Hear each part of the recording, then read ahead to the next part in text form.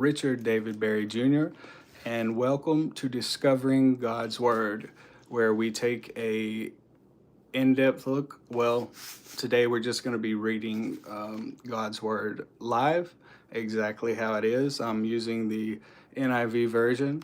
You may have a different one. That's okay. Just for this purpose of reading through the Bible with you guys, I'm using this version. I like many different versions. Um, I'm not saying any version is the right version. As long as you're reading God's Word, then you are doing a very good thing. So, today we're going to pick up in Genesis chapter 18, and we're going to read through all the way to the end of Genesis chapter 20. So, today, starting in Genesis chapter 18, the three visitors. Okay.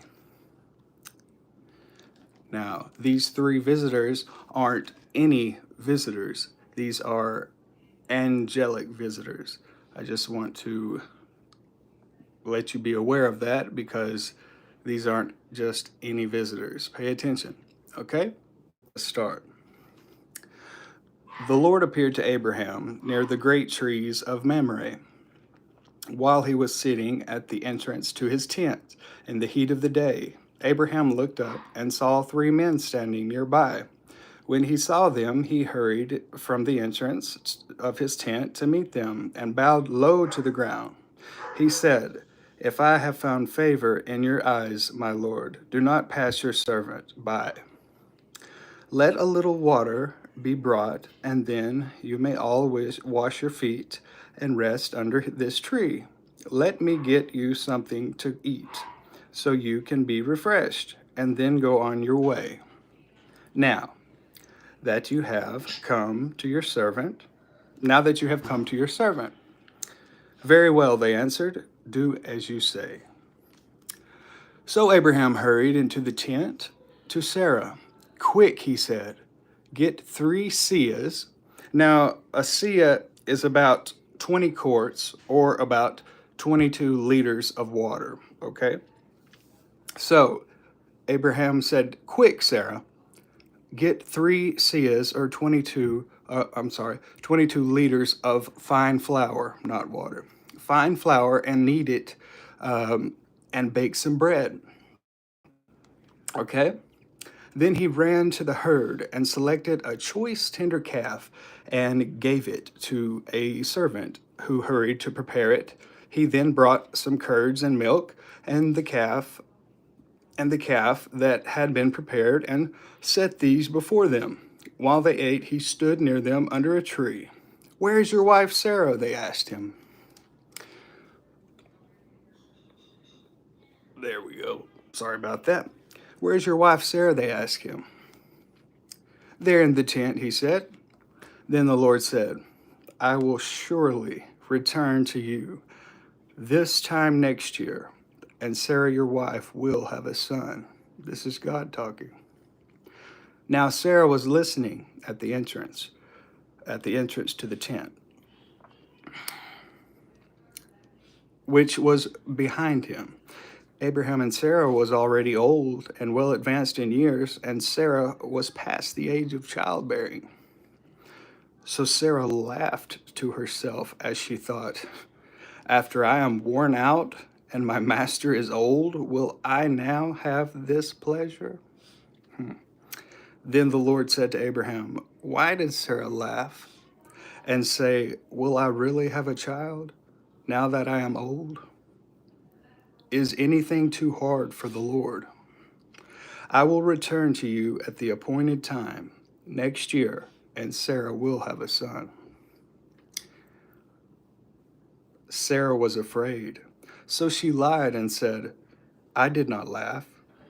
But he said, "Yes, you did laugh."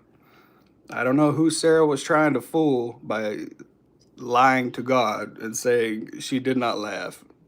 You can't lie to God. I'm sure we've all done it at some point in our lives, right? We've all tried to hide something, cover something up, and we've all been guilty, right? But If we come to him in truth, he forgives us. If we confess to him, he will forgive us. Abraham pleads for Sodom. When the men got up to leave, they looked down toward Sodom, and Abraham walked along with them to see them on their way. Then the Lord said, "Shall I hide from Abraham what I am about to do?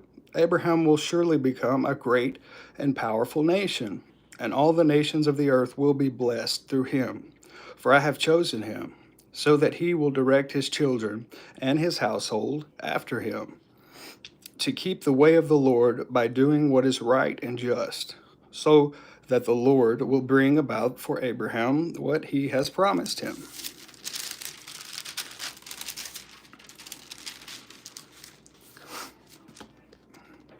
Then the Lord said, "The outcry against Sodom and Gomorrah is so great, and their sin so grievous, that I will go down and see if what they have done is as bad as the outcry that has reached me.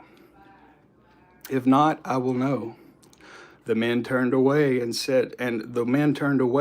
went toward Sodom, but Abraham remained standing before the Lord. Then Abraham approached him and said, "Will you sweep away the righteous with the wicked? What if there are 50 righteous people in the city? Will you really sweep it away and not spare the place for the sake of the 50 righteous people in it?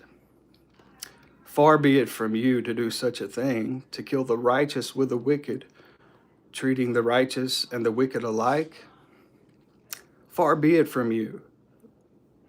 Will not the judge of all the earth do right?" The Lord said, "If I find 50 righteous people in this city of Sodom, I will spare the whole place for their sake." Then Abraham spoke up, "Now then, that I have been so bold as to speak to the Lord that I am nothing but dust and ashes, what if the number of the righteous is 5 less